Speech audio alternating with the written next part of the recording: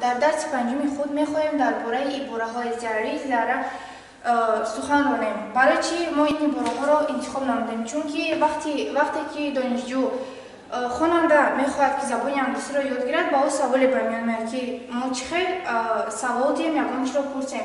چون که جمله را سوالی کردن یک چیز ولی چیزی را پرسیدن دیگر چیز. در این حالت ما می‌توانیم از عباره‌های ضروری و ضروری استفاده بریم. عباره ضروری ترجمه میشد همچون از هست میباشد موقع است جایگیر است یعنی there is a pen on the table or there is a fun flight in Tajikistan and like these examples. عباره ضروری رو ما در جمله در شکل تنها استفاده میبریم.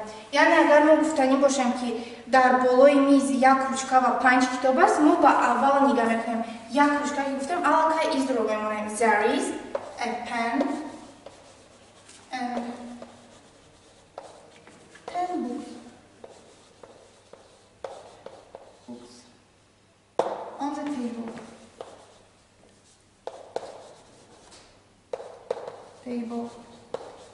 ولی اگر ما بگوییم که در بالای پرده 10 کتاب و یک روچکه است، در این حالت ما عباره ضروری رو استفاده میبریم.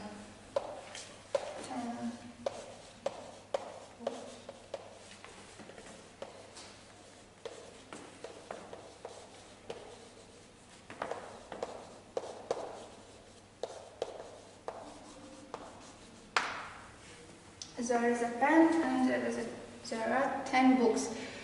در این حالت ما ارتیکل A رو استفاده بودیم. برای چی ما one pen نگفتیم؟ چون که همین ارتیکل A خود معنای یک رو میدهد. از این جهت ضرورت استفاده کلمه یک یعنی one نیست. میتوانید تنها ارتیکل A رو استفاده برید. و در شکل سوال کردن چخیلی که مثل دیگر درس ما گفته بودیم فعل یاد دهنده در اول جمله میآید is there a pen and 10 books or are there?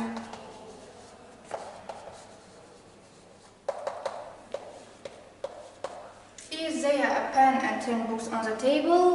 Are there 10 books and a pen on the table?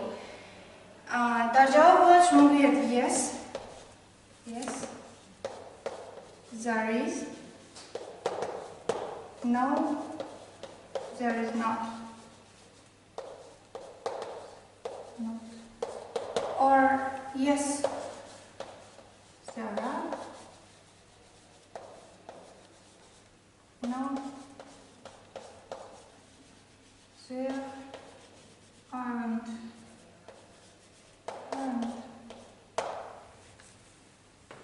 در زمان گذشته نیز این عباره را استفاده بردن ممکن است. تنها فعل یاد دهنده to be شکل فعل یاد دهنده to be در زمان گذشته یعنی was and were.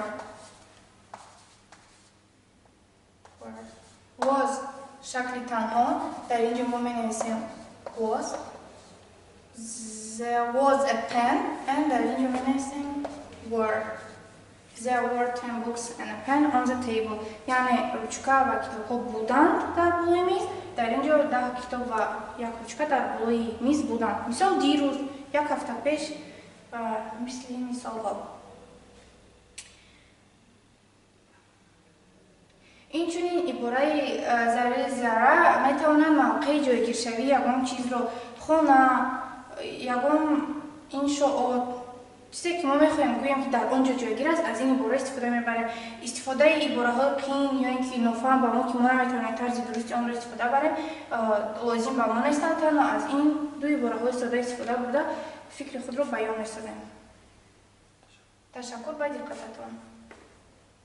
در درس های آینده باز به این موضوع برگشته آن را پرتر میکنیم و چندین جمله ها با شما میسازیم.